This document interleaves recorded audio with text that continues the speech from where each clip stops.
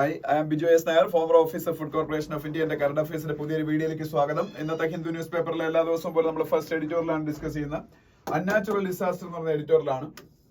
അത് ഇവിടെ ഇത് വ്യൂ ചെയ്യുന്ന നിങ്ങൾ മലയാളികളായിട്ടുള്ള ആൾക്കാർക്ക് എല്ലാവർക്കും അത് പെട്ടെന്ന് കണക്ട് ചെയ്യാൻ പറ്റും എന്തായിരിക്കും എഡിറ്റോറിയൽ എന്നുള്ള കാര്യം. നമ്മൾ കേരളം കണ്ട ഏറ്റവും വലിയ ലാൻഡ് സ്ലൈഡ്സ് എന്ന് പറഞ്ഞാൽ കേരളത്തിൽ റെക്കറിംഗ് ഫിനോമിനൻ ആണ്. കേരളത്തിൽ കഴിഞ്ഞ വർഷവും അതിന്റെ അങ്ങേ വർഷവും ഈ വർഷവും ഇപ്പൊ വയനാട് മാത്രമല്ല പല സ്ഥലങ്ങളിൽ ചെറിയ ചെറിയ ലാൻഡ് സ്ലൈഡ്സ് ഉണ്ടായിട്ടുണ്ട്. അപ്പൊ ഒരു റെക്കറിംഗ് ഫിനോമിനൻ ആയതുകൊണ്ട് തന്നെ അത് വലിയൊരു വാർത്തയല്ലാതെ മാറിയിട്ട് കാലങ്ങളായി. പക്ഷെ ഇപ്പൊ നടന്ന ഒരു സംഭവം ഒരു നാഷണൽ ഡിസാസ്റ്റർ എന്ന് വേണമെങ്കിൽ ഗവൺമെന്റിന് വേണമെങ്കിൽ ഡിക്ലെയർ ചെയ്യാൻ പറ്റുന്ന, സെൻട്രൽ ഗവൺമെന്റിന് വേണ്ടി ഡിക്ലെയർ ചെയ്യാൻ വേണമെങ്കിൽ പറ്റുന്ന അത്രയും മാഗ്നിറ്റ്യൂഡുള്ള ഒരു സംഭവമായിട്ട് മാറി ഇപ്പൊ വയനാട്ടിൽ വന്ന ലാൻഡ് സ്ലൈഡ്. അപ്പൊ അത് കംപ്ലീറ്റ് ഇന്ത്യൻ പാർലമെന്റിൽ ഉൾപ്പെടെ അത് വലിയ ചർച്ചകളായി. അപ്പം അതിന്റെ പശ്ചാത്തലത്തിൽ നിന്നുകൊണ്ടുള്ള ഒരു എഡിറ്റോറിയലാണ്.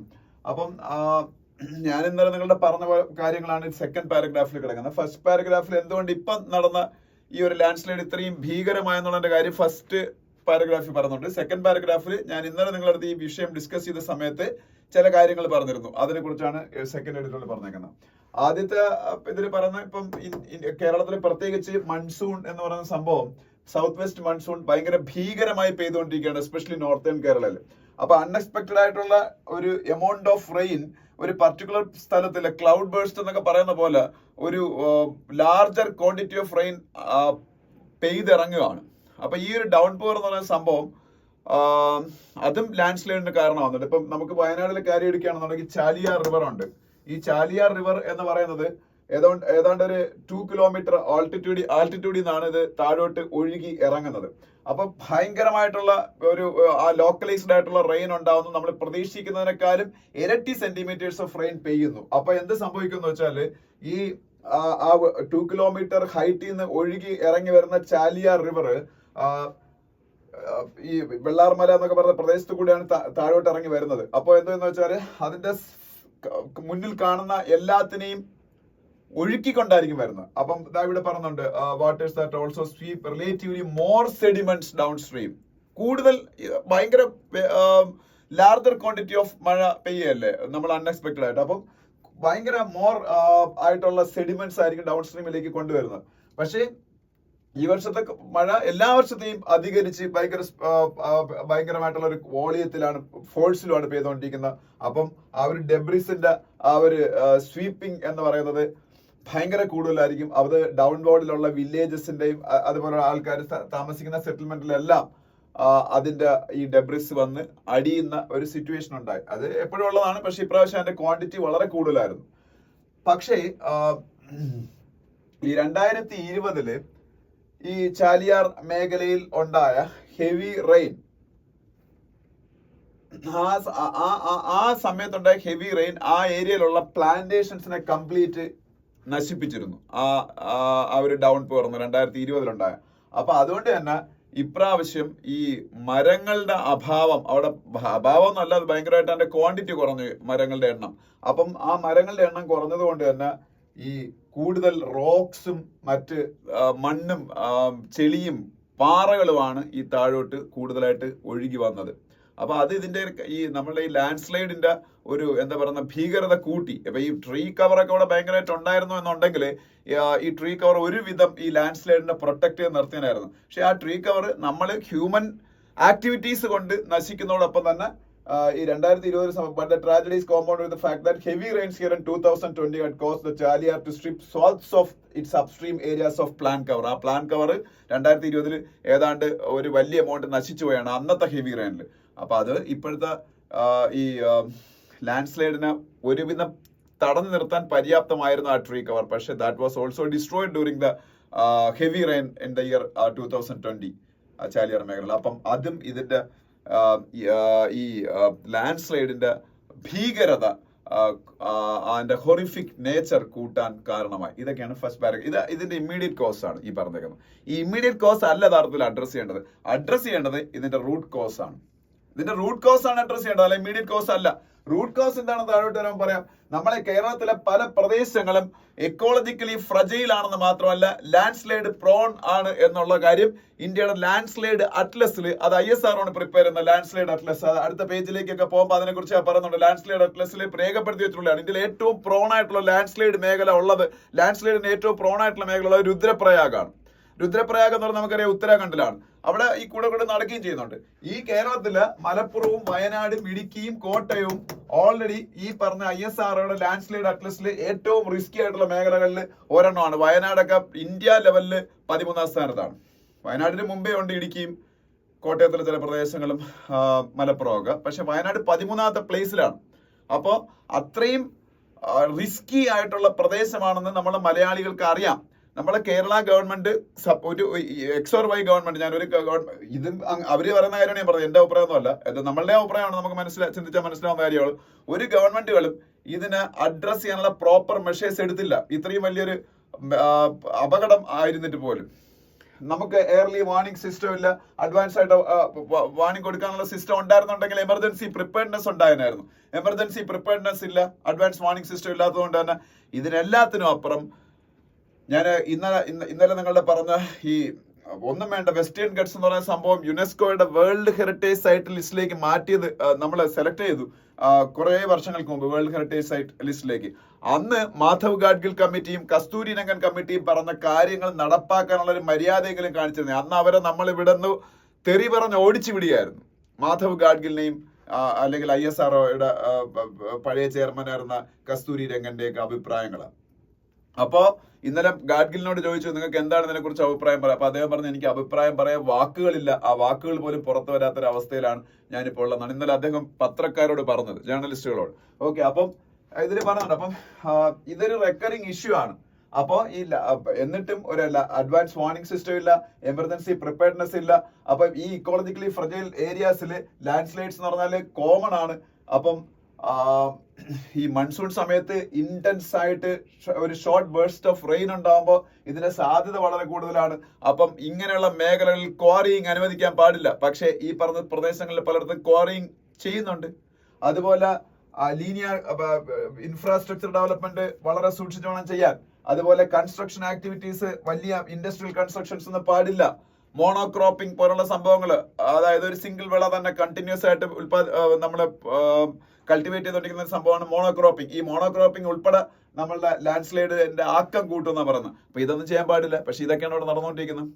അപ്പൊ ഇത് ജനങ്ങളെ കുറ്റം പറയാൻ പറ്റത്തില്ല. കാര്യം ഇതിനൊക്കെ അനുമതി കൊടുക്കുന്ന നമ്മളുടെ ഗവൺമെന്റുകളാണ് കുറ്റം പറയേണ്ടത്. അപ്പം ഗവൺമെന്റിന് ഇതിനുള്ള ഈ ഒരു റെസ്പോൺസിബിലിറ്റി ഒരു ഗവൺമെന്റുകൾക്കും, കേരളം ഭരിച്ച സബ്സിക്വന്റ് ഗവൺമെന്റുകൾ UDFും LDFും ഒക്കെ മാറി മാറി ഭരിക്കുന്നത്. അപ്പം ഏതെങ്കിലും ഒരു ഗവൺമെന്റ് അല്ല, അപ്പൊ അവരുടെയും കൂടെ ഫെയിലിയർ ആണ് എന്ന് ആണ് നമ്മൾ പറയേണ്ടത്. അപ്പം അതുകൊണ്ട് തന്നെ ഈ പാറ്റേൺസ് ഓഫ് ലാൻഡ് യൂസ്, ആ ഏരിയയിലുള്ള പാറ്റേൺസ് ഓഫ് ലാൻഡ് യൂസ് അവിടെ മാത്രമല്ല, വയനാട് മാത്രമല്ല, ഈ പറഞ്ഞ ഫ്രജൈൽ ആയിട്ടുള്ള ഇക്കോസിസ്റ്റം ഉള്ള അല്ലെങ്കിൽ ലാൻഡ് സ്ലൈഡ് മാപ്പ് അറ്റ്ലസിലുള്ള പ്രദേശങ്ങളിലൊന്നും ഇത്തരത്തിലുള്ള കൺസ്ട്രക്ഷൻ ആക്ടിവിറ്റീസ് അലോ ചെയ്യാൻ പാടില്ല. ഇനി നമ്മൾ എന്ത് ചെയ്യണം എന്ന് വെച്ചാൽ, ഇപ്പൊ ചെയ്യാൻ പറ്റുന്ന കാര്യം ആ ഏരിയയില പഴയ ആ ഒരു ഇക്കോളജിക്കൽ സിസ്റ്റത്തിന് തിരികെ റീസ്റ്റോർ ചെയ്യാൻ വേണ്ടിയിട്ട് ഇപ്പൊ അവിടെയൊക്കെ ട്രീ പ്ലാന്റേഷൻസ് വെച്ചുപിടിപ്പിക്കുക, ഇതുപോലുള്ള കൺസ്ട്രക്ഷൻ ആക്ടിവിറ്റീസ് അവസാനിപ്പിക്കുക, എന്നിട്ട് ആൾക്കാർ റീഹാബിലിറ്റേറ്റ് ചെയ്യുക, അവരെ ആൾട്ടർനേറ്റീവ് സോഴ്സ് ഓഫ് ഇൻകം കണ്ടുപിടിക്കാൻ സഹായിക്കുക. ഇതേ ഇനി ഗവൺമെന്റിന് ചെയ്യാൻ പറ്റുള്ളൂ. അപ്പം ഈ എക്സ്പെർട്ട് പാനലിന്റെ കാര്യം പറയുന്നത് as recommended by the Western Ghats ecology expert panel, അവരാണ് ഞാൻ പറഞ്ഞ മാധവ് ഗാഡ്ഗിലിന്റെ കാര്യം. കേരളം ഇത്തരത്തിലുള്ള ഇക്കോളജിക്ക് വിരുദ്ധമായിട്ടുള്ള സിവിൽ എഞ്ചിനീയറിംഗ് ആക്ടിവിറ്റീസ് പ്രൊമോട്ട് ചെയ്യാൻ പാടില്ല. എന്നിട്ട് നമ്മൾ എക്സ്പെർട്ട് കമ്മിറ്റീസ് ഉണ്ടാക്കണം. എന്നിട്ട് മറ്റ് എന്ത് ആൾട്ടർനേറ്റീവ് പ്രോജക്റ്റ് ആണ് ഫീസിബിൾ ആയിട്ട് അവിടെ നടപ്പാക്കാൻ പറ്റുന്നതെന്ന് ആലോചിച്ച് പഠിച്ച് അത് മാത്രമേ അവിടെ നടപ്പാക്കാൻ പറ്റൂ. കാര്യം അവിടെ ജീവിക്കുന്ന ആൾക്കാർക്ക് ലൈവ്ലിഹുഡ് വേണമല്ലോ. അപ്പം ഇത് ഒരെണ്ണം ഡിനേ ചെയ്യപ്പെടുമ്പോൾ അടുത്ത വേറെ എന്തെങ്കിലും അവർക്ക് എക്കോണമിക്കലി ഫീസിബിൾ ആയിട്ടുള്ള എന്താണ് അവിടെ, അതുപോലെ ഇക്കോളജിക്കും പ്രശ്നം വരുത്താത്ത എന്താണ് അവിടെ ചെയ്യാൻ പറ്റുന്ന എക്സ്പെർട്ട് കമ്മിറ്റീസ് റെക്കമെൻഡേഷൻസ് എടുത്ത് കാര്യങ്ങൾ ചെയ്യുക. അപ്പോ ഇതൊക്കെയാണ് ഈ പറയുന്നത്. കേരളത്തിന്റെ ഒരു ഫെയിലിയറിനെ കുറിച്ച് ഒക്കെയാണ് അതിൽ സെക്കൻഡ് പാരഗ്രാഫിന്റെ അവസാനമൊക്കെ പറയുന്നത്. ഓക്കെ, ഇനി രണ്ടാമത്തെ എഡിറ്റോറിയൽ എന്ന് പറഞ്ഞാൽ പ്രോബ്ലം പവർ എന്ന് പറയുന്ന എഡിറ്റോറിയലാണ്. പ്രോബ്ലം പവർ ഇത് എന്തിനെ കുറിച്ചാണ് ഞാൻ പറയാം.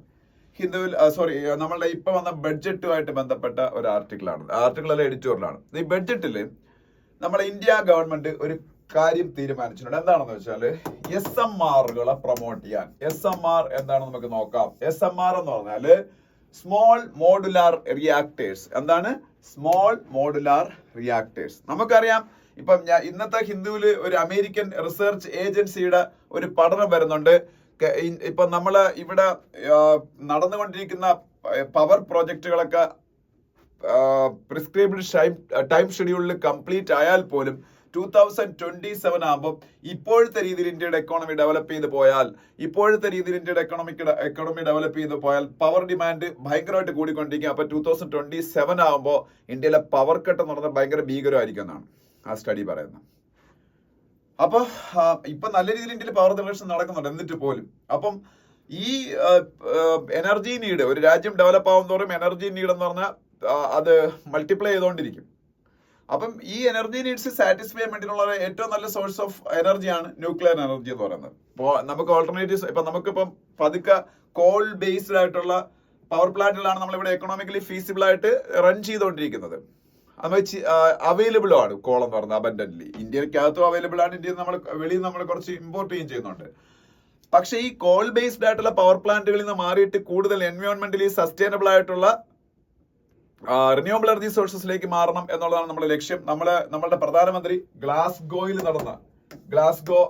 അറിയാമല്ലോ, സ്കോട്ട്ലൻഡിലെ ഗ്ലാസ്ഗോയിൽ നടന്ന കോപ്പ് എനിക്ക് തോന്നുന്നു 26 സമ്മിറ്റ് ആണെന്ന് തോന്നുന്നു. COP 26 ആണെന്ന് എന്റെ ഓർമ്മ. അതില് നമ്മള് ലോകത്തിനോട് കൊടുത്ത commitment by 2030 India will produce 500 gigawatt of power from renewable energy sources. അത് ചിലപ്പോൾ ഒരു വിഷയം നടന്നേക്കും. കാര്യം ഏതാണ്ട് 200 gigawatt ഇപ്പൊ നമ്മൾ 2024 ആയപ്പോൾ തന്നെ അതിൽ നിന്ന് ഉത്പാദിപ്പിക്കുന്നുണ്ട്. ഇനി ഒരു 6-7 വർഷമുണ്ട്. അപ്പം അത് ഒരു 500 അടുത്തെങ്കിലും ചിലപ്പോൾ വന്നേക്കാം. ഇപ്പൊ ഒരുപാട് പുതിയ പവർ പ്ലാന്റുകൾ അനൗൺസ് ചെയ്യപ്പെട്ടിട്ടുണ്ട് റിന്യൂവബിൾ എനർജി സോഴ്സസിൽ. അപ്പം അതൊക്കെ കറക്റ്റ് ആയിട്ട് ഷെഡ്യൂൾ അനുസരിച്ച് പ്രൊഡ്യൂസ് ഒക്കെ ചെയ്താൽ അപ്പൊ 500 gigawatt പവർ ബൈ 2030 നമ്മൾ എന്തെങ്കിലും ഉത്പാദിപ്പിക്കാൻ പറഞ്ഞത് renewable energy sources. Renewable energy source എന്ന് പറയുമ്പോഴത്തേക്ക് എന്താണ്? വിൻഡ്, സോളാർ, ടൈഡൽ, ഇതുപോലുള്ള പിന്നീട് ഹൈഡ്രജൻ ബേസ്ഡ് പവർ പ്ലാന്റ്സ്, ഇതുപോലുള്ള എനർജീസ്. അപ്പോ അത് മാത്രം കൊണ്ട് അഡിക്വേറ്റ്ലി നമ്മുടെ രാജ്യത്തിന്റെ പവർ നീഡ്സ് സാറ്റിസ്ഫൈ ചെയ്യാൻ പറ്റൂല. അപ്പൊ ഗവൺമെന്റ് ഇപ്പോ SMR സ്മോൾ മോഡുലാർ റിയാക്ടേഴ്സ് സ്ഥാപിക്കുന്നു. അതിന് പ്രൈവറ്റ് കമ്പനീസിനെ ഇൻവൈറ്റ് ചെയ്തേക്കാണ്. PPP മോഡലാണ് അത് കൂടുതലും സ്ഥാപിക്കാൻ പോകുന്നത്, പ്രൈവറ്റ് പാർട്ണർഷിപ്പിലാണ്. അപ്പോ ആ റിയാക്ടേഴ്സ് നമ്മളുടെ പവർ ജനറേഷൻ കൂട്ടുക എന്നുള്ള മാത്രമല്ല എന്റെ ലക്ഷ്യം എന്ന് പറയുന്നത്. മെയിൻലി അത് ഉപയോഗിച്ച് കുറെ റിസർച്ചസ് നടത്തുക, ഈ ന്യൂക്ലിയർ സെക്ടറിൽ ഇന്നോവേഷൻസ് കൊണ്ടുവരിക. ഇപ്പൊ നമ്മൾ ഉപയോഗിക്കുന്ന ന്യൂക്ലിയർ ടെക്നോളജി മിക്കവാറും ഏതെങ്കിലും ഫോറിൻ കൺട്രി എന്നുള്ള ഇപ്പൊ റഷ്യ എന്നൊക്കെ ഉള്ളതാണ്. അപ്പൊ ആ ടെക്നോളജി നമ്മൾ ഇൻഡിജിനസ്ലി നമുക്ക് കുറച്ച് ചെലവ് കുറഞ്ഞ ന്യൂക്ലിയർ ടെക്നോളജി ഡെവലപ്പ് ചെയ്യുക. അതൊക്കെയും SMR ലക്ഷ്യമാണ്. എന്താണ്? സ്മോൾ മോഡുലാർ റിയാക്ടേഴ്സ് ഇന്ത്യയിൽ കൂടുതലായിട്ട് പ്രൈവറ്റ് ഇൻവെസ്റ്റ്മെന്റോടുകൂടി സ്ഥാപിക്കുക എന്നുള്ള ഇപ്പോഴത്തെ ബഡ്ജറ്റിന്റെ ലക്ഷ്യമാണ്. അപ്പൊ ഇതില് ഞാൻ ഈ ഇന്ത്യയുടെ ഒരു ന്യൂക്ലിയർ ജേണി അത് ഈ എഡിറ്റോറിയലിനകത്ത് ഇല്ല, ജസ്റ്റ് ഞാൻ ഒന്ന് പറയാം. ഇനി SMR സ്ഥാപിക്കാൻ ഗവൺമെന്റ് ഇങ്ങനെ ഒരു തീരുമാനം എടുക്കാനുള്ള കാരണങ്ങൾ എന്താണെന്നും ഇപ്പൊ ഞാൻ പറഞ്ഞപ്പോൾ ഒരു ഇൻട്രൊഡക്ഷൻ പോലെയാണ് പറഞ്ഞത്. ഇപ്പൊ SMR എന്തുകൊണ്ടാണ് ഗവൺമെന്റ് ഈ ബഡ്ജറ്റിൽ കൂടുതലായിട്ട് സ്ഥാപിക്കാൻ എടുക്കാനുള്ള പിന്നീട് തീരുമാനം എടുക്കാനുള്ള ഒരു കാരണം എന്താണെന്ന് ഒരു ചെറിയൊരു ഐഡിയ തന്നിട്ടുണ്ട്. ഇനി ഫർദറായിട്ട് അതിനെക്കുറിച്ച് പറയുന്നുണ്ട്. ഇനി അതിലെ ചലഞ്ചസ് അതാണ് ഈ എഡിറ്റോറിയൽ പറയുന്നത്. അതിനു മുമ്പേ ഇന്ത്യ എന്ന് പറയുന്നൊരു രാജ്യവുമായിട്ട് ന്യൂക്ലിയർ കോഓപ്പറേഷൻ ഒരു കാലഘട്ടത്തിൽ പല രാജ്യങ്ങൾക്കും ഒരു ന്യൂക്ലിയർ അപ്പാർത്തീഡ് ആയിരുന്നു ഇന്ത്യയോട്. അപ്പാർത്തീഡ് എന്ന് പറഞ്ഞാൽ അറിയാലോ, വർണ്ണ വിവേചനം എന്നൊക്കെ സൗത്ത് ആഫ്രിക്കയിൽ ഉണ്ടായിരുന്നാണല്ലോ ഒരു സമയത്ത്. അപ്പൊ ഒരു ന്യൂക്ലിയർ അപ്പാർത്തീഡ് ആയിരുന്നു ഒരു സമയത്ത് ഇന്ത്യ എന്ന് പറഞ്ഞ രാജ്യത്തോട്. അതിന്റെ കാര്യം ഞാൻ പറഞ്ഞുതരാം. അതിന്റെ കാര്യം എന്ന് പറയുന്നത് NPT എന്ന് പറയുന്ന എഗ്രിമെന്റ് ഉണ്ട്. NPT 1968 വേൾഡില് ഉണ്ടാക്കിയിട്ട് 70-കളിൽ 1970 ഒക്കെ ആയപ്പോഴത്തേക്ക് വേൾഡിൽ നിലവിൽ വന്നൊരു നിയമമാണ് NPT-യുടെ എക്സ്പാൻഷൻ. അത് ഇതിന്റെ അകത്ത് ഇല്ല കേട്ടോ എഡിറ്റോറിയൽ, ഞാൻ പറയണം. NPT-യുടെ എക്സ്പാൻഷൻ നോൺ പ്രോലിഫറേഷൻ ട്രീറ്റി എന്നാണ്. നോൺ പ്രോലിഫറേഷൻ ട്രീറ്റി, അതായത് ന്യൂക്ലിയർ ടെക്നോളജിയോ ന്യൂക്ലിയർ ആംസോ ഒന്നും വേൾഡിൽ പ്രോലിഫറേറ്റ് ചെയ്യത്തില്ല, അതായത് അത് മറ്റു രാജ്യങ്ങൾക്കൊന്നും കൊടുക്കത്തില്ല എന്നുള്ളൊരു എഗ്രിമെന്റ് ആണ് NPT, നോൺ പ്രോലിഫറേഷൻ ട്രീറ്റി. അതുപോലെ തന്നെ നമ്മൾ ന്യൂക്ലിയർ ആംസ് ഒന്നും ഉണ്ടാക്കത്തില്ല എന്നുള്ള ഒരു എഗ്രിമെന്റും കൂടെയാണ്. ഈ NPT-യിൽ ഇന്ത്യ സൈൻ ചെയ്തിട്ടില്ല. ഇന്ത്യ മാത്രമല്ല, ഇന്ത്യ സൈൻ ചെയ്യാത്തതുകൊണ്ട് പാകിസ്ഥാൻ സൈൻ ചെയ്തിട്ടില്ല, പിന്നെ ഇസ്രായേൽ, അങ്ങനെ 4-5 രാജ്യങ്ങൾ അതിൽ സൈൻ ചെയ്തിട്ടില്ല. എന്തുകൊണ്ടാണ് NPT ഇന്ത്യ സൈൻ ചെയ്യാത്തത്? ബിക്കോസ് ആക്ച്വലി NPTയുടെ intention, it is very good intention. Nuclear energy is a very deadly energy. If it is proliferated all over the world without any responsibility, it will sometimes land into എന്താണ് പറയുന്നത്, intended പേഴ്സൺസിന്റെ കയ്യിലായിരിക്കും. അവർ bad ആയിട്ടുള്ള ആൾക്കാരുടെ, bad ഓർഗനൈസേഷൻസിന്റെ കയ്യിൽ പെട്ടാൽ it will be disastrous for the future of the world. അതുകൊണ്ടാണല്ലോ NPT എന്നുള്ള സംഭവം ഉണ്ടാക്കിയത്. അപ്പൊ NPT പിന്നെ ഇന്ത്യ സൈൻ ചെയ്യാതിരിക്കുക എന്ന് വെച്ചാൽ it is very bad, no, because India is a responsible nation, so India should sign NPT എന്ന് നമുക്ക് തോന്നും. പക്ഷെ അതിന്റെ കുഴപ്പം എന്താണെന്ന് അറിയാമോ? NPT is A discriminatory agreement. ഞാൻ പറഞ്ഞുതരാം എന്തുകൊണ്ടാണെന്ന്. ഈ സെക്കൻഡ് വേൾഡ് വാർ ജയിച്ച 5 രാജ്യങ്ങളുണ്ട്. അവരാണ് UN സെക്യൂരിറ്റി കൗൺസിലിലെ പെർമനന്റ് മെമ്പേഴ്സ്, അല്ലെ? അതിൽ ചൈന മാത്രമേ ഉള്ളൂ ആ കൂട്ടത്തിൽ ഇല്ലാത്ത. ബാക്കി USA, റഷ്യ, ഫ്രാൻസ്, ബ്രിട്ടൻ ഇവരൊക്കെ സെക്കൻഡ് വേൾഡ് വാർ ജയിച്ച രാജ്യങ്ങളാണ്. അപ്പം ഈ അതിലൂടെ ചൈനയുണ്ട്. അപ്പം ഈ 5 രാജ്യങ്ങള് ഇവര് ന്യൂക്ലിയർ പരീക്ഷണങ്ങൾ നടത്തി, ന്യൂക്ലിയർ ആംസ് ഏതാണ്ട് 60-കൾക്ക് മുമ്പേ ഉണ്ടാക്കിയ രാജ്യങ്ങളുണ്ട്, 60-കളുടെ തുടക്കത്തിലൊക്കെ അക്യൂർ ചെയ്ത രാജ്യങ്ങളുണ്ട്. ഇപ്പൊ ഈ NPTയിൽ പറയുന്നത് വെച്ചാല് ഈ പറഞ്ഞ P5 nations, permanent 5 nation, UN security കൗൺസിലെ പെർമനന്റ് 5 നേഷൻസ്, അവരെല്ലാം ന്യൂക്ലിയർ പവേഴ്സ് ആണ്. അവരുടെ മുകളിൽ ഒരു റെസ്ട്രിക്ഷൻസ് NPT ചെയ്യുന്നില്ല. അതായത് അവർക്ക് ന്യൂക്ലിയർ ആംസ് സൂക്ഷിക്കാം, അവരുണ്ടാക്കി വെച്ചേക്കുന്ന, വേണമെങ്കിൽ ഇനിയും ഉണ്ടാക്കാം. പക്ഷേ ഇതിൽ സൈൻ ചെയ്യുന്ന രാജ്യങ്ങൾ 68-ൽ ഇത് വരുമ്പോ, ഈ എഗ്രിമെന്റ് വരുമ്പോ, അന്ന് ഇതിൽ സൈൻ ചെയ്ത രാജ്യങ്ങൾക്ക് ഈ ന്യൂക്ലിയർ ആംസ് ഉണ്ടാക്കാൻ പറ്റത്തില്ല. ന്യൂക്ലിയർ ടെക്നോളജി ഇതുപോലുള്ള ആംസ് ഒക്കെ ഡെവലപ്പ് ചെയ്യുന്നതിനുള്ള പർപ്പസിന് വേണ്ടി ഉപയോഗിക്കാനും പറ്റത്തില്ല.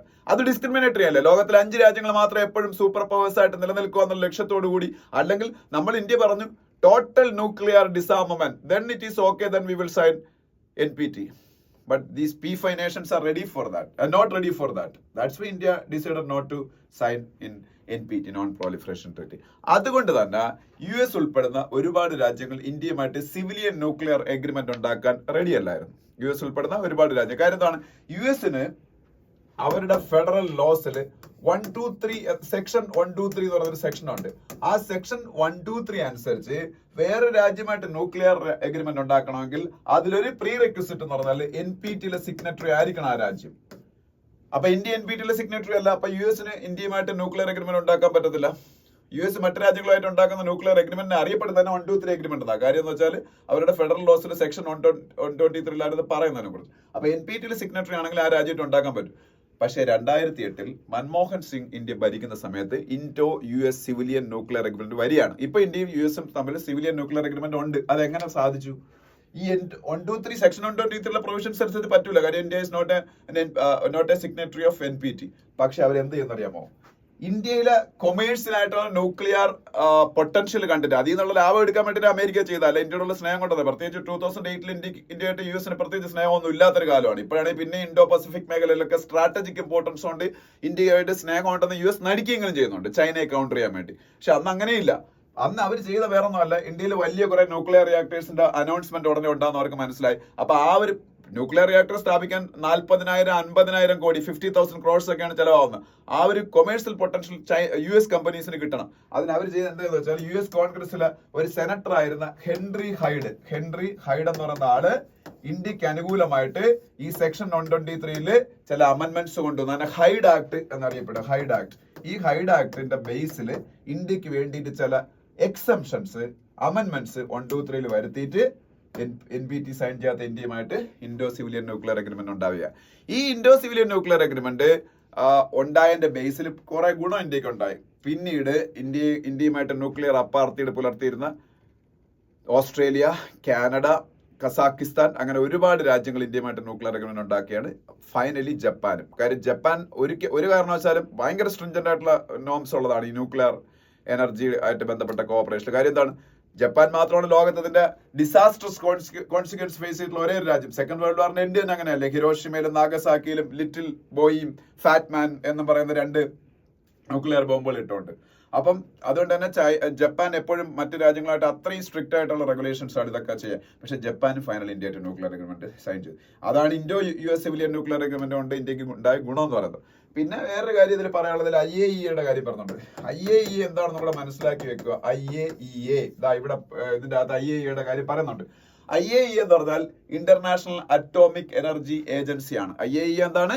International atomic energy agency. International atomic energy agency എന്ന് പറഞ്ഞാൽ UN-ന്റെ ന്യൂക്ലിയർ വാച്ച് ഡോഗ് ആണ്. ഇപ്പൊ ഏതെങ്കിലും ഒരു എക്സാമിന് നിങ്ങൾ ആരെങ്കിലും ചോദിക്കുക who is the nuclear watch dog of the world, that is IAEA, international atomic energy agency, that is under United Nations. IAEA-യുടെ ഹെഡ് ക്വാർട്ടേഴ്സ് വിയന്നയാണ്. വിയന്ന എവിടെയാണ്? ഓസ്ട്രിയയുടെ ക്യാപിറ്റലാണ് വിയന്ന. IAEA-യുടെ ഇപ്പോഴത്തെ ചീഫ് റാഫേൽ ഗ്രോസിയാണ്. അർജന്റീനക്കാരനായ റാഫേൽ ഗ്രോസിയാണ് ഇപ്പോഴത്തെ IAEA-യുടെ ചീഫ്. റാഫേൽ ഗ്രോസി, GROSSI ആയിരുന്നു. അത് മാറിയിട്ടുണ്ടെന്നുള്ള കാര്യം ചെക്ക് ചെയ്യണം. മാറിയിട്ടില്ല എന്നാണ് എന്റെ വിശ്വാസം. അപ്പൊ ഇതില് പിന്നെ ഇന്ത്യക്ക് ഇത്രയൊക്കെ കിട്ടിയെങ്കിലും ഇനി ഒരു ക്രൂഷ്യൽ ആയിട്ടുള്ള ഓർഗനൈസേഷനിലൂടെ ഇന്ത്യക്ക് മെമ്പർഷിപ്പ് കിട്ടിയാലേ ഇന്ത്യക്ക് ന്യൂക്ലിയർ ടെക്നോളജി, ന്യൂക്ലിയർ ഫ്യൂവൽ, ഇതെല്ലാം കാര്യം ഈ രണ്ട് സാധനം ഇന്ത്യയിൽ കയ്യിൽ ഇപ്പോൾ വലുതായിട്ടില്ല. Nuclear technologies there, fast breeder reactors ഒക്കെ ഉണ്ടാക്കാനുള്ള ന്യൂക്ലിയർ ടെക്നോളജി നമ്മൾ ഉണ്ടാക്കി വെച്ചിട്ടുണ്ട്. പക്ഷെ സ്റ്റിൽ അഡ്വാൻസ്ഡ് ന്യൂക്ലിയർ ടെക്നോളജി പല ഫോറിൻ നേഷൻസിനും ഇപ്പൊ റഷ്യക്കോ അമേരിക്കയ്ക്കോ ഉള്ളതുപോലുള്ള സംഭവങ്ങൾ പലത് ഇന്ത്യക്ക് ഇല്ല. അതിൽ ഇന്നോവേഷൻസ് ഇനി കൂടുതലായിട്ട് ഇന്ത്യ പ്രൊമോട്ട് ചെയ്യണം. അതിനുവേണ്ടിയാണ് ഈ SMR റിയാക്ടേഴ്സ് ഒക്കെ ഈ പ്രൈവറ്റ് കമ്പനീസുമായിട്ട് ചേർന്ന് ഡെവലപ്പ് ചെയ്യാനുള്ള ആ ഒരു ഇതൊക്കെ ഈ ബഡ്ജറ്റിൽ വരുന്നത്. അപ്പൊ നമുക്ക് ടെക്നോളജിയുടെ കാര്യത്തിൽ പിന്നോക്കാണ് ന്യൂക്ലിയർ ടെക്നോളജി. ഇനി ടെക്നോളജി കുറച്ചെങ്കിലും ഉണ്ടെന്ന് കരുതിയാലും nuclear fuel that is very scarce in India. Nuclear fuel നമുക്ക് അറിയാലോ യുറേനിയം ആണ് mainly. Uranium is the main nuclear fuel. So that is not available in abundance in India. അതുകൊണ്ടാണ് ഇന്ത്യ കസാക്കിസ്ഥാനുമായിട്ട് nuclear agreement ഉണ്ടാക്കിയത്. Kazakhstan എന്ന nuclear ടെക്നോളജിയുടെ കാര്യത്തിൽ ഭയങ്കര സംഭവമൊന്നുമല്ല. But they are one of the largest producers of uranium in the world. അപ്പൊ നമുക്ക് യുറേനിയം വേണം, ചുമ്മാ റിയാക്ടർ ഉണ്ടാക്കിയിട്ടാ മതിയാ.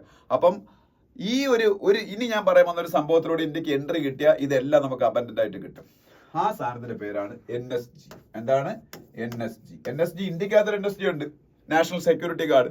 അതെന്ന് പറഞ്ഞാൽ നമ്മൾ ബ്ലാക്ക് കാറ്റുകൾ എന്ന് വിളിക്കുന്ന ഇന്ത്യയുടെ ഒരു സ്പെഷ്യൽ എലീറ്റ് ഫോഴ്സ് ആണ്. അത് അല്ല ഈ NSG എന്ന് പറഞ്ഞാൽ ന്യൂക്ലിയർ സപ്ലയേഴ്സ് ഗ്രൂപ്പ് ആണ്. ഈ NSG എന്താണ്? Nuclear suppliers group. അത് ലോകത്തിൽ 4 ടെക്നോളജി കൺട്രോൾ റെജിംസ് ഉണ്ട്. ലോകത്തിൽ 4 ടെക്നോളജി കൺട്രോൾ റെജിംസ് ഉണ്ട്. അതായത് ഓസ്ട്രേലിയ ഗ്രൂപ്പ്, വസനാർ അറേഞ്ച്മെന്റ്, പിന്നെ ന്യൂക്ലിയർ സപ്ലയേഴ്സ് ഗ്രൂപ്പ്, MTCR. ഇത് 4ആണ് ലോകത്തിലെ 4 ടെക്നോളജി കൺട്രോൾ റെജിംസ് എന്നറിയപ്പെടുന്നത്. MTCR എന്താണ്?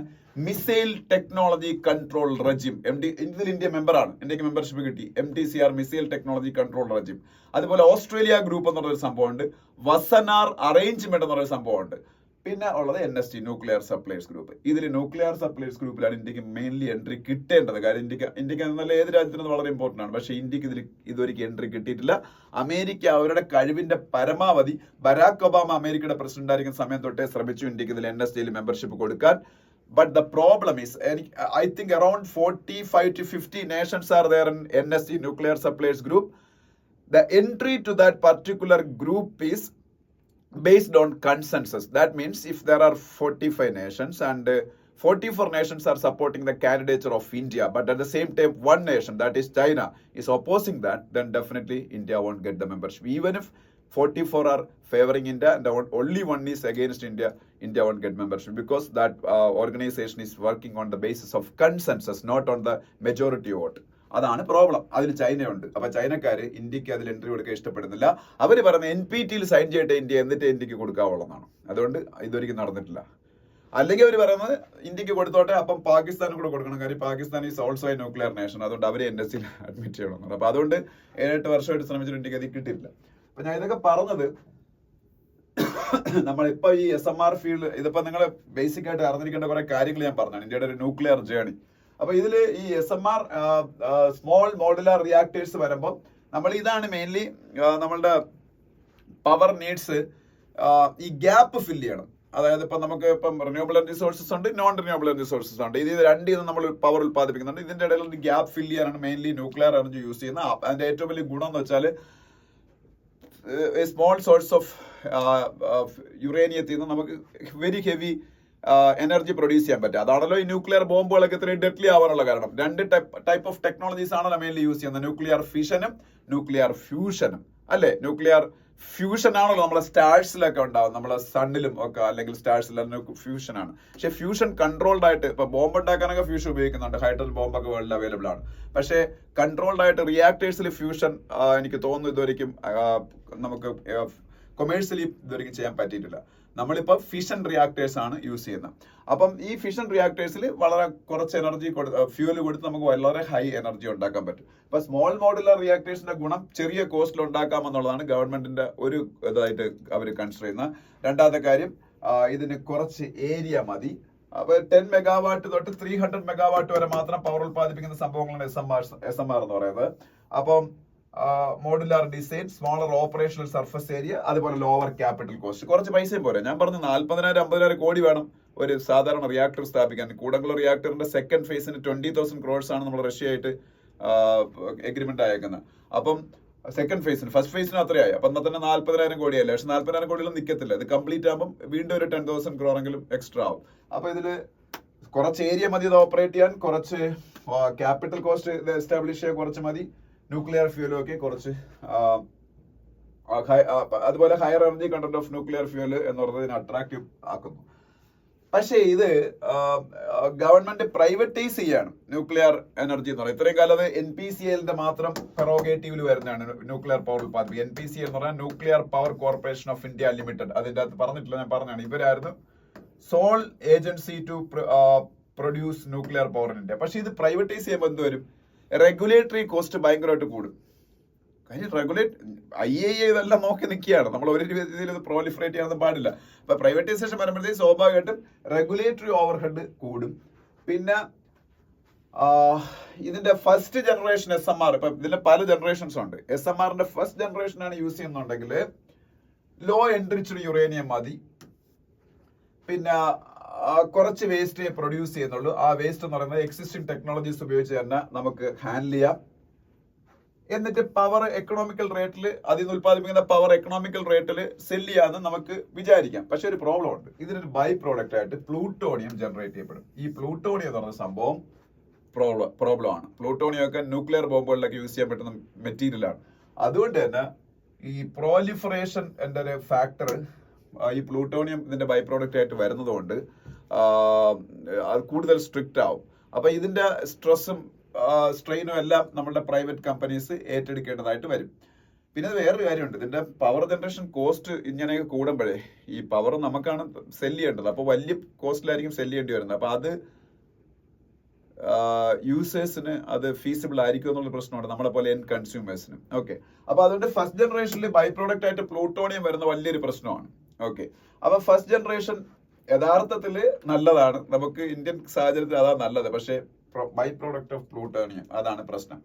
ഇനി അതുകൊണ്ട് തന്നെ IAEA, ഞാൻ നേരത്തെ പറഞ്ഞ IAEAയുടെ സേഫ് ഗാർഡബിൾ ആയിട്ടുള്ള പുതിയ റിയാക്ടർ ഡിസൈൻസ് ഉണ്ട്. അത് യൂസ് ചെയ്യാന്ന് വിചാരിച്ചാൽ കോസ്റ്റൽ എസ്കലേഷൻ ഭയങ്കരമായിട്ട് കൂടും. അപ്പൊ നമുക്ക് ഒരിക്കലും എക്കണോമിക്കലി ഫീസിബിൾ ആവത്തില്ല. ഇത് ആ പവർ നമുക്ക് യൂസേഴ്സിന് ഭയങ്കര ഹൈ കോസ്റ്റിലേക്ക് കൊടുക്കാൻ പറ്റും. അപ്പൊ അവരുടെ റിയാക്ടർ ഡിസൈൻ യൂസ് ചെയ്യാൻ പറ്റത്തില്ല. ഇനി സബ്സിക്വന്റ് ആയിട്ടുള്ള ജനറേഷൻസ് യൂസ് ചെയ്യുകയാണെന്നുണ്ടെങ്കിൽ അയാളുടെ പ്രശ്നം, അതിന്റെ ഫ്യൂവൽ എഫിഷ്യൻസി ഒക്കെ എൻഷുർ ചെയ്യണമെന്നുണ്ടെങ്കിൽ ഈ പറഞ്ഞ 10 to 300 മെഗാവാട്ട് പവറുള്ള റിയാക്ടേഴ്സ് ആയിട്ട് റൺ ചെയ്യിക്കാൻ പറ്റത്തില്ല. അത് കുറച്ചുകൂടെ വലിയ റിയാക്ടർ ആവേണ്ടി വരും. അപ്പൊ ബഡ്ജറ്റ് പറഞ്ഞേക്കുന്ന അതില് ഈ ഫസ്റ്റ് ജനറേഷന് ശേഷമുള്ള ഇപ്പോഴത്തുള്ള സബ്സിക്വന്റ് ജനറേഷനുള്ള റിയാക്ടേഴ്സ് പറ്റൂല. കാര്യം 10 to 30 മെഗാവാട്ടാണ് അവർ, 300 മെഗാവാട്ട് അവർ പറഞ്ഞേക്കുന്നത്. ഇത് മിക്കവാറും 500 മെഗാവാട്ടും 600 മെഗാവാട്ടും 700 മെഗാവാട്ടും ഒക്കെ ഉള്ള റിയാക്ടേഴ്സ് സ്ഥാപിച്ചാൽ മാത്രമേ സബ്സിക്വന്റ് ജനറേഷൻസിലുള്ള റിയാക്ടേഴ്സിൽ നിന്ന് എക്കണോമിക്കലി ഫീസിബിൾ ആയിട്ട് പവർ ജനറേറ്റ് ചെയ്യാൻ പറ്റും. അപ്പൊ ഇങ്ങനെ ഗ്രൗണ്ട് ലെവലിൽ കുറെ പ്രോബ്ലംസ് ഇത് ഫേസ് ചെയ്യാൻ പോവുകയാണ് ഈ ഒരു സംഭവം. അതുകൊണ്ട് തന്നെ നമ്മളുടെ ഈ SMR, സ്മോൾ മോഡുലാർ റിയാക്ടേഴ്സ് എന്ന് പറയുന്ന സംഭവം സ്ഥാപിക്കുക, അത് പ്രൈവറ്റ് ഇൻവോൾവ്മെന്റിൽ സ്ഥാപിക്കുക എന്നുള്ള സംഭവത്തിൽ മെനി ചലഞ്ചസ് ആർ ദയർ. അത് ഗവൺമെന്റ് എങ്ങനെ അഡ്രസ് ചെയ്യുന്നുള്ളതിന് ഡിപ്പെൻഡ് ചെയ്തിരിക്കും ഇതിന്റെ സക്സസ് എന്നാണ് ഇത് പറഞ്ഞേക്കുന്നത്. അപ്പൊ ഞാൻ ഇത് ഡീറ്റെയിൽ ആയിട്ട് ഡിസ്കസ് ചെയ്തിട്ടുണ്ട്. ഇനി ഇന്ന് എനിക്ക് ഈ ആർട്ടിക്കിൾസ് ഡിസ്കസ് ചെയ്യാൻ പറ്റാത്തൊരു സാഹചര്യമാണ്. അതിൽ ഞാൻ നിങ്ങളോട് സോറി പറയുന്നത് മറ്റൊന്നും കൊണ്ടല്ല. എനിക്കൊരു മോനുണ്ട്, അവനെ ഇപ്പം അറിയാലോ, വൈറൽ ഫീവറിന്റെ ഒക്കെ സമയമാണ്, അത്യാവശ്യം നല്ല പനിയൊക്കെ ആയിരുന്നു. അപ്പൊ അവനെ ടേക്ക് കെയർ ചെയ്യാൻ മാത്രമേ ഉള്ളൂ. എന്റെ വൈഫ് ട്രാൻസ്ഫർ ആയി വേറൊരു സ്ഥലത്തേക്ക് പോയി. പുള്ളിക്കാരി ഒരു ബാങ്ക് ഓഫീസറാണ്. അപ്പൊ അവനാണ് അവനെ ഞാനാ ടേക്ക് കെയർ ചെയ്യുന്നത്. അപ്പം നൈറ്റിൽ അവന് സുഖമില്ലായിരുന്നു. അപ്പൊ ഞാൻ അതുകൊണ്ട് എനിക്ക് നന്നായിട്ട് ഉറങ്ങാനൊന്നും പറ്റിയില്ല. ഇതൊന്നും നേരെ നോക്കി തീർക്കാൻ പറ്റില്ല. അപ്പൊ അതുകൊണ്ട് ഈ ആർട്ടിക്കിൾസ് എനിക്ക് ഡിസ്കസ് ചെയ്യാനുള്ള ടൈം അത് നോക്കി തീർക്കാൻ പറ്റിയില്ല. അപ്പൊ അതിൽ നിങ്ങളോട് ഞാൻ സോറി പറയുന്നത്. ഇപ്പൊ ഇന്നൊരു ദിവസം നിങ്ങൾ സ്വന്തമായിട്ട് താല്പര്യമുള്ള ആർട്ടിക്കിൾസ് വായിച്ചോളുക. അപ്പൊ ബാക്കി കാര്യങ്ങൾ മാത്രമായിരിക്കും ഞാൻ ഇന്ന് ഡിസ്കസ് ചെയ്യുന്നത്.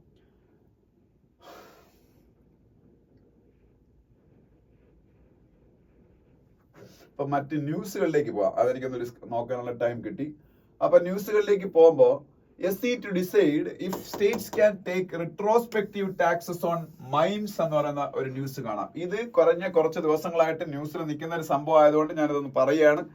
നിങ്ങൾക്കറിയാം, ഇപ്പോ DY ചന്ദ്രചൂഡ് ഇന്ത്യയുടെ ചീഫ് ജസ്റ്റിസിന്റെ നേതൃത്വത്തിലുള്ള 9 ജഡ്ജ് ബെഞ്ച് ഈ mines and minerals development and regulation act 1957 മൂലം നമ്മളെ ഇന്ത്യൻ സ്റ്റേറ്റുകൾക്ക് അവരുടെ മിനറൽ റിസോഴ്സസിന്റെ മുകളിൽ ടാക്സേഷന് വെച്ചിരുന്ന കുറെ റെസ്ട്രിക്ഷൻസ് ഉണ്ടായിരുന്നു. അവർ ആ 9 ജഡ്ജ് ബെഞ്ച് അതെടുത്ത് കളഞ്ഞു. ഈ mines and minerals development and regulations act of 1957 ഉപയോഗിച്ച് അങ്ങനെ റെസ്ട്രിക്ഷൻസ് വയ്ക്കാൻ പറ്റത്തില്ല.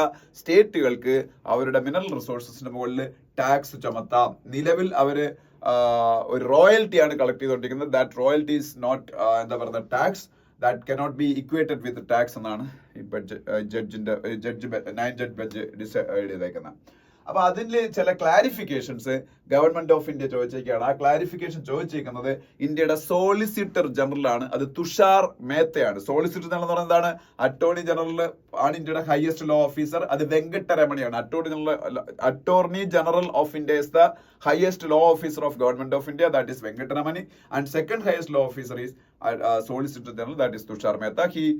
He represented government of India yesterday in Supreme Court and asked for some clarification. That main question was if these states can, whether these states can charge taxes retrospectively on these mining companies now. Retrospectively, അതായത് കഴിഞ്ഞ കുറെ വർഷങ്ങളായിട്ട് ഇത് നടത്തിക്കൊണ്ടിരിക്കുകയല്ലേ. അങ്ങനെ retrospectively charge ചെയ്യാനുള്ള provision ഉണ്ടോ എന്നാണ് supreme കോടതിയുടെ അവർ ചോദിച്ചത് ക്ലാരിഫൈ ചെയ്യാൻ. അങ്ങനെ ചെയ്താൽ ചില കമ്പനികൾ പൂട്ടിപ്പോകുന്ന അവസ്ഥയാണ്.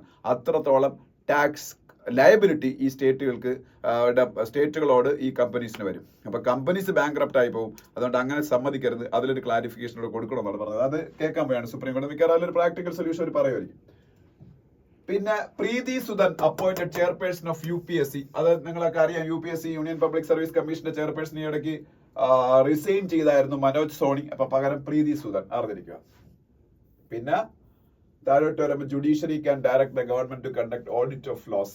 അത് സുപ്രീം കോടതി ഇന്നത്തെ ഒരു ഡിസിഷൻ ആണ്. അതായത് ഇപ്പൊ ഒരു ഗവൺമെന്റ് ഒരു നിയമം പാസ്സാക്കി, അത് ആന്റി കോൺസ്റ്റിറ്റ്യൂഷണൽ ഒന്നും അല്ല, കറക്റ്റ് കോൺസ്റ്റിറ്റ്യൂഷണൽ പരിധിയിൽ നിന്നുകൊണ്ടുള്ള നിയമമാണ്. പക്ഷെ ആ നിയമം ഗ്രൗണ്ടിൽ എന്ത് ഇഫക്റ്റ് ഉണ്ടാക്കുന്നു എന്ന് ഓഡിറ്റ് ചെയ്യാൻ, അതായത് ഗ്രൗണ്ട് ലെവലിൽ ആ നിയമം നടപ്പാക്കുമ്പോൾ എന്ത് ഇഫക്റ്റ് ആണ് ഉണ്ടാക്കുന്നത് എന്നുള്ള ഓഡിറ്റിംഗ് നടത്താൻ സുപ്രീം കോടതിക്ക് അവകാശമുണ്ടെന്ന്, അല്ലെങ്കിൽ ഗവൺമെന്റിനോട് പറയാൻ സുപ്രീം കോടതിക്ക് അവകാശമുണ്ടെന്നാണ് ഇന്നലെ അവര് പറഞ്ഞേക്കുന്നത്.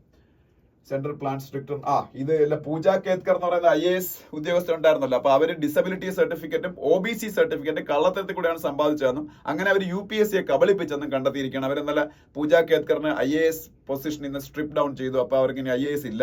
ഇനി ഫർദറായിട്ട് UPSCയുടെ ഒരു എക്സാമിന് അവർക്ക് അപ്ലൈ ചെയ്യാനും പറ്റൂലെന്ന് ബാനും ചെയ്തു. അപ്പൊ അതിന്റെ അടിസ്ഥാനത്തിൽ നമ്മളുടെ RPWD ആക്ട്, അതായത് right of persons with disability ആക്ടില്, അത് 2016 നിയമം വരുന്നത്. Right of persons with disabilities act RPWD act 2016 ചില അമെന്റ്മെന്റ്സ് ഒക്കെ കൊണ്ടുവന്ന് ഈ ഡിസബിലിറ്റി സർട്ടിഫിക്കറ്റ് ഒക്കെ ഇഷ്യൂ ചെയ്യാൻ ഫ്രഷ് ആയിട്ടുള്ള കുറെ ഗൈഡ് ലൈൻസ് ഗവൺമെന്റ് കൊണ്ടുവരാൻ പോയാണ്. അപ്പൊ അതിനെ കുറിച്ചാണ്. അത് ഈ പൂജ കേത്കറാണ് ഇപ്പൊ അതിനെല്ലാം കാരണമായത്.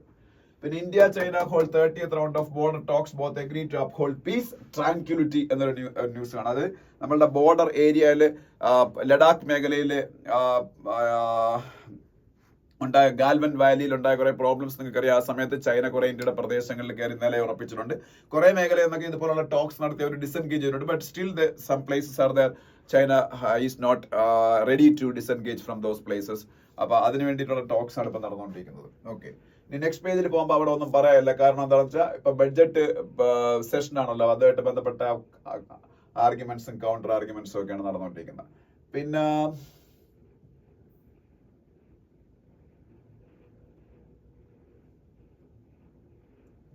പിന്നീട് എന്താണ്, പിന്നെ railway forms panel decide on working hours of loco pilots. ഈ ഇടയ്ക്ക് കണ്ടിന്യൂസ് ആയിട്ട് ട്രെയിൻ ആക്സിഡൻസ് ഉണ്ടാവും നമുക്കറിയാം. പല ട്രെയിൻ ആക്സിഡൻസിലും ലോക്കോ പൈലറ്റുകൾ പ്രതിയാവുന്നുണ്ട്. അവരുടെ നെഗ്ലിജൻസ് ആണ് ഇതിന് കാരണമാകുന്നതൊക്കെയുള്ള രീതിയിൽ. അപ്പം ലോക്കോ പൈലറ്റ്സിന്റെ ജോലി ഭാരം, അവരുടെ വർക്ക് അവേഴ്സ് മൂലം അവർക്ക് ഭയങ്കര സ്ട്രെസ് ആണ് അവർ അനുഭവിക്കുന്നതൊക്കെയുള്ള പരാതിയുണ്ട്. അപ്പൊ അതിനെക്കുറിച്ച് പഠിക്കാൻ പോയാണ് railway.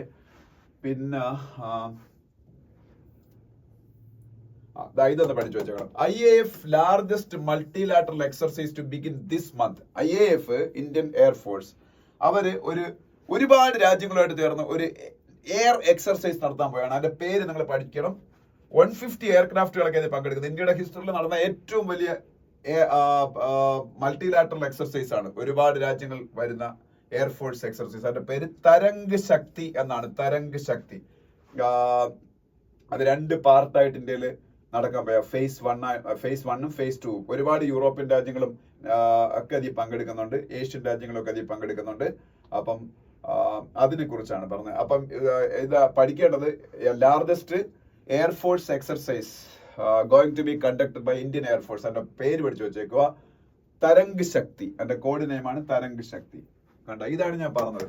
In 3 years, power cuts in India will rise, says report എന്ന് പറഞ്ഞാൽ ഞാൻ നേരത്തെ പറഞ്ഞില്ല. ഒരു റിപ്പോർട്ട് US ഒരു യൂണിവേഴ്സിറ്റിയുടെ ഒരു റിപ്പോർട്ടാണ്. അപ്പം അത് വേണ്ടത് ഇന്ത്യയുടെ ഇൻസ്റ്റാൾഡ് റിന്യൂവബിൾ എനർജി കപ്പാസിറ്റി ഇപ്പോൾ 195 ജിഗാവാട്ട് ആണ്. റിന്യൂവബിൾ എനർജി കപ്പാസിറ്റി അതാണ് 500 ജിഗാവാട്ടിലേക്ക് 2030 നമ്മൾ എൻഹാൻസ് ചെയ്യേണ്ടത്. മോഡി വേൾഡിനോട് പറഞ്ഞത് സത്യമാണെങ്കിൽ അങ്ങനെ ചെയ്യേണ്ടി വരും. പിന്നെ അടുത്ത പേജിൽ പോകുമ്പോൾ core sector growth slows to 4%. Core sector എന്താണെന്ന് ഞാൻ നിങ്ങൾക്ക് മുമ്പ് പറഞ്ഞിട്ടുണ്ട്. ഇന്ത്യയിലെ മൊത്തം ഇൻഡസ്ട്രിയൽ സെക്ടറിൽ 8 ഇൻഡസ്ട്രീസിനെയാണ് കോർ സെക്ടേഴ്സ് എന്ന് പറയുന്നത്. Steel, cement, electricity, coal, crude oil, natural gas, fertilisers and refinery products. ഇന്ത്യയുടെ മൊത്തം ഇൻഡസ്ട്രിയൽ സെക്ടറിൽ 8 ഇൻഡസ്ട്രീസിനെയാണ് കോർ സെക്ടേഴ്സ് എന്ന് പറയുന്നത്. Steel, cement, electricity, coal, crude oil, natural gas, fertilisers and refinery products. ഇതിന്റെ മൊത്തം ഇൻഡസ്ട്രീസിന്റെ ഗ്രോത്ത് IIP ഉപയോഗിച്ച് കാൽക്കുലേറ്റ് ചെയ്യും. Index of industrial production. ഈ 8 ഇൻഡസ്ട്രീസിന്റെ മാത്രം ഗ്രോത്ത്, കോർ സെക്ടർ ഇൻഡസ്ട്രീസിന്റെ ഗ്രോത്ത് നമ്മൾ സെപ്പറേറ്റ്ലി കാൽക്കുലേറ്റ് ചെയ്യും. അത് കഴിഞ്ഞ മാസം കുറച്ച് സ്ലോ ആയെന്നാ പറയുന്നത്. സ്ലോ ആവുന്ന ഒരിക്കലും നല്ലതല്ല, പ്രത്യേകിച്ച് കോർ സെക്ടർ ഇൻഡസ്ട്രീസിന്റെ ഗ്രോത്ത്. കാര്യം അത് നമ്മുടെ എക്കണോമിക് അഡ്വാൻസ്മെന്റിനും ഇൻഫ്രാസ്ട്രക്ചർ ഡെവലപ്മെന്റിനും ഒക്കെ വളരെ ഇമ്പോർട്ടന്റ് ആയിട്ടുള്ള ഇൻഡസ്ട്രീസ് ആണ്. ഞാൻ പേര് പറഞ്ഞാൽ നിങ്ങൾക്ക് മനസ്സിലാക്കാം. പിന്നെ ഇവിടെ വേറെ എല്ലാ കമ്പനീസിനെ കുറിച്ചൊക്കെയാണ് നമുക്ക് ആവശ്യമില്ല. അതിനടുത്ത പേജിൽ പോകുമ്പോൾ ഞാൻ പറയാം. ഫസ്റ്റ് പേജിലേക്ക് പോകുമ്പോഴായിരുന്നു പറയേണ്ടത്. നമ്മളുടെ ഗാസ ഇസ്രായേൽ വാറിൽ വലിയൊരു ഡെവലപ്മെന്റ് ഉണ്ടായിരിക്കുകയാണ്. കഴിഞ്ഞ ഒരാഴ്ചക്കകത്ത് വെച്ച് ഇസ്രായേൽ വലിയ ചില അഡ്വാൻസ്മെന്റ്സ് ഉണ്ടാക്കി. അതിൽ ഇന്നലെ ഉണ്ടാക്കിയ അഡ്വാൻസ്മെന്റ് ആണ് ഇസ്രായേലിനെ സംബന്ധിച്ച് വളരെ വലിയൊരു വിജയം എന്ന് പറയുന്നത്. ഹമാസിനെയാണല്ലോ അവർ അറ്റാക്ക് ചെയ്തുകൊണ്ടിരിക്കുന്നത്. ഹമാസിന് അഗെയിൻസ്റ്റ് ആയിട്ട് ഇസ്രായേലിന് വലിയ വിജയങ്ങൾ നേടാൻ കഴിഞ്ഞില്ല എന്ന് പറഞ്ഞ ഒരു വീഡിയോ തന്നെ ഈ ഇടയ്ക്ക് ഞാൻ പ്രിപ്പയർ ചെയ്ത് എന്റെ ബിജു നായർ ഫാക്ട് ചെക്സ് എന്ന് പറഞ്ഞൊരു ചാനലിൽ ഇട്ടായിരുന്നു. അപ്പൊ ഇതില് ഹമാസിന്റെ ടോപ്പ് മോസ്റ്റ് ലീഡറായ ഇസ്മായിൽ ഹാനിയെ ഇന്നലെ ഇറാനിൽ വെച്ച് ഇസ്രായേൽ വധിച്ചു. ഇസ്രായേൽ ആയിരിക്കത്തുള്ളൂ, അവർ ഇതുവരെയ്ക്ക് അതിന്റെ ഉത്തരവാദിത്വം ഏറ്റെടുത്തില്ല. പക്ഷെ ചുമ്മാ അങ്ങ് മരിക്കുമല്ലോ. അപ്പം അദ്ദേഹത്തിനെ കൊല്ലിയായിരുന്നു. അപ്പൊ അത് ഇസ്രായേൽ ആയിരിക്കാനാണ് സാധ്യത. ഇസ്രായേലിനെ തന്നെയാണ് ഇറാൻ ബ്ലെയിം ചെയ്തേക്കുന്നത്. ഇറാന്റെ പുതിയ പ്രസിഡന്റായ മസൂദ് പെസഷ്കിയാന്റെ ഓത്ത് ടേക്കിംഗ് സെറമണിയിൽ പങ്കെടുക്കാൻ വേണ്ടി ഖത്തറിൽ നിന്ന് ഇസ്മായിൽ ഹാനി അവിടെ വന്നതാണ്. അപ്പൊ അവിടെ വെച്ചാണ് കില്ല് ചെയ്യപ്പെടുന്നത്. ഈ നിതിൻ ഗഡ്കരിയൊക്കെ ഉണ്ടായിരുന്ന ആ ചടങ്ങിന്, നമ്മളുടെ ട്രാൻസ്പോർട്ട് മിനിസ്റ്റർ, അദ്ദേഹമൊക്കെ ഒരുമിച്ച് നിന്നതാണ്. പക്ഷെ ഒരുമിച്ച് നിന്ന് പുറത്തിറങ്ങിയപ്പോഴത്തേക്ക് ഹനിയെ കൊല്ലപ്പെടുകയാണ്. അതിന്റെ കൂടെ ലെബനനിൽ ഞാൻ പറഞ്ഞു ഹിസ്ബുള്ള എന്ന് പറഞ്ഞ ഗ്രൂപ്പ് ഇസ്രായേലിനെ അറ്റാക്ക് ചെയ്യുന്നുണ്ടെന്ന് അവരെ ടോപ്പ് കമാൻഡേഴ്സിൽ ഒരാളിനെയും ഇസ്രായേൽ മിനിഞ്ഞാന്ന് കില്ല് ചെയ്തു. പുള്ളിയുടെ ഡെഡ് ബോഡിയൊക്കെ ഇന്നലെ കിട്ടിയതേ ഉള്ളൂ. അവിടെ പറഞ്ഞിട്ട് body of slain Hezbollah commander found. അതേ സമയത്ത് ഇറാൻ സപ്പോർട്ട് ചെയ്യുന്ന വേറൊരു ഷിയ ഓർഗനൈസേഷനായ ഹൂതീസിന്റെ യമനിലെ ഫെസിലിറ്റീസിലും വലിയ അറ്റാക്ക് ഇസ്രായേൽ നടത്തി. അപ്പൊ ഇസ്രായേൽ റൈറ്റ് ഓൺ ടാർഗറ്റ് ആയത് ഇപ്പോഴാണെന്ന് പറയണം. കാരണം കഴിഞ്ഞ ഇത്രയും കാലമായിട്ട് ഇസ്രായേൽ ഒരു പരാജിതനെ പോലെയായിരുന്നു ആക്ട് ചെയ്തുകൊണ്ടത്. ഇനി ആ യുദ്ധത്തിന്റെ ഒരു കോഴ്സ് ഓഫ് ഡയറക്ഷൻ ചേഞ്ച് ആവൂ എന്നുള്ള കാര്യം നമുക്ക് നോക്കാം. അപ്പൊ അതാണ് ഇസ്മായിൽ ഹാനിയെ കില്ല് ചെയ്യപ്പെട്ടു. ഇന്നത്തെ ഹിന്ദുവിലെ ഫ്രണ്ട് പേജിൽ ഒരു വലിയ ന്യൂസ്. അത് വലിയ ന്യൂസ് തന്നെയാണ്. കാര്യം വെസ്റ്റ് ഏഷ്യയിലെ മൊത്തം സമാധാനത്തിനെയും അത് ഇല്ലാതാക്കാൻ ചാൻസ് ഉണ്ട്. കാര്യം ഇറാൻ വേണമെങ്കിൽ അത് കയറി ഒരു ഓൾ ഔട്ട് വാറിലേക്ക് പോവാ ഇസ്രായേലുമായിട്ട് ഇതിന്റെ ഈ കാര്യം കൊണ്ട്. വെനിസ്വേലയിൽ നടന്നുകൊണ്ടിരിക്കുന്ന പ്രശ്നങ്ങളെ കുറിച്ച് ഞാൻ പറഞ്ഞായിരുന്നു. വെനിസ്വേലയിൽ ഇലക്ഷന് ശേഷം Nicolas Maduro, the incumbent president, was declared the winner, but the opposition is up in arms against that decision and they are telling that this is a forged victory എന്നാണ് അവർ പറയുന്നത്. പിന്നെ മ്യാൻമറിലെ കാര്യം ഞാൻ ഇന്നലെയും പറഞ്ഞാണ്. മ്യാൻമറിലെ എമർജൻസി അടിയന്തരാവസ്ഥ, അവിടുത്തെ പട്ടാള ഭരണം പിന്നെയും 6 മാസം കൂടെ എക്സ്റ്റെൻഡ് ചെയ്തു എന്നൊരു ന്യൂസ് കാണാം. പിന്നെ അവിടെ പറയാൻ വേറെ കാര്യം, സെലൻസ്കിയുടെ ഒരു സ്റ്റേറ്റ്മെന്റ് കാണാം. യുക്രൈന്റെ പ്രസിഡന്റ് സെലൻസ്കി, വളോഡിമിർ സെലൻസ്കിയുടെ. നെക്സ്റ്റ് പേജിൽ പോകുമ്പോൾ ഒളിമ്പിക്സിൽ ഇന്ത്യക്ക് കുറെ വിജയങ്ങൾ ഉണ്ടായിട്ടുണ്ട്. ആ വിജയങ്ങൾ അടുത്ത 1-2 വിജയങ്ങളോടെ വിജയിച്ചാൽ ഇന്ത്യയുടെ ലക്ഷ്യ സെനും PV സിന്ധുവിനും ഒക്കെ മെഡൽ കിട്ടാൻ സാധ്യതയുണ്ട്. അടുത്ത റൗണ്ടുകളിലും കൂടെ വിജയിക്കണം. പിന്നെ വിമൻ ബോക്സിംഗിൽ ഒരു മെഡലിന്റെ അടുത്ത് വന്ന് നമ്മൾ നിൽക്കുകയാണ്. ആ കാര്യങ്ങളൊക്കെയാണ് അവിടെ പറഞ്ഞേക്കുന്നത്. അതിനടുത്ത പേജിൽ പോകുമ്പോൾ നമ്മളുടെ ഇന്ത്യൻ ക്രിക്കറ്റ് ടീമിന്റെ കോച്ചൊക്കെ ആയിരുന്ന അൻഷുമാൻ ഗെയ്ക്വാദ്, വലിയൊരു ക്രിക്കറ്ററായിരുന്നു, ക്യാൻസർ മൂലം മരിച്ചുപോയി. അൻഷുമാൻ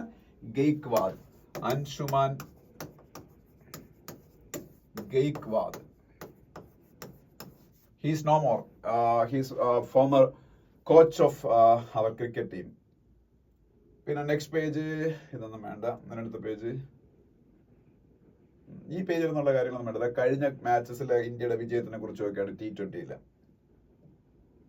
ഇതാ ഞാൻ പറഞ്ഞ ഈ പേജില് Ismail Haniyeh of Hamas killed in Iran. Ismail Haniyeh എന്ന് പറഞ്ഞാൽ ഹമാസിന്റെ ടോപ്പ് മോസ്റ്റ് പൊസിഷനിലിരുന്ന ആളാണ്. പിന്നെ വയനാടിലെ കാര്യങ്ങൾ നമ്മൾ ഡിസ്കസ് ചെയ്തിട്ടുണ്ട്, അതിനെ കുറിച്ചുള്ള ന്യൂസ് ഉണ്ട്. പിന്നെ താഴോട്ട് വരുമ്പോൾ UPSC cancels Pooja's candidature debars her from future exams, അത് ഞാൻ പറഞ്ഞു. പിന്നീട് അന്ന് അത്രയേ ഉള്ളൂ. അതിനടുത്ത പേജിൽ പോകുമ്പോ